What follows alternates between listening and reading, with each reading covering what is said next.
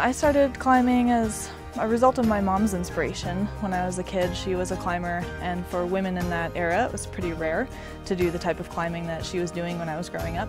And although I didn't climb with her that much as a kid, she was my primary inspiration to start the sport.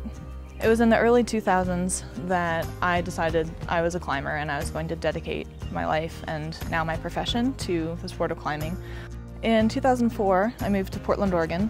I started working for an outdoor activities program in 2005, and that was my first season of instructing climbing. Climbing for me represents an opportunity to push myself and my own limits and learn, an opportunity to connect with nature, and an opportunity to connect with people, my climbing partners, in a very intense and a very impactful way. One of my favorite memories was in Central Oregon. I was leading a climb and I got up this ridgeline to a gorgeous vista of some Cascade Peaks nearby, and I felt an overwhelming sensation of being at the right place at the right time and with the right people. And it's those chances that I have in my life where I get to share it with people that are by far the best. Generally speaking, I'm motivated by two things, and that's to break barriers for women in my sport and profession, and also to make a difference in a broader community. So my speed records on El Cap have generated funds for nonprofits. I've always done a fundraiser.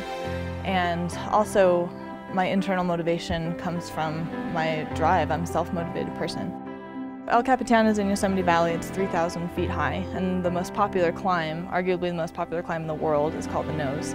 And the Nose hosts hundreds and hundreds of speed records.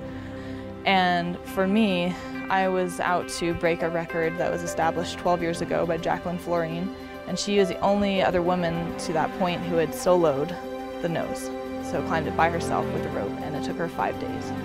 I wanted to establish a different style of soloing the Nose with a rope, and I did it in 27 hours.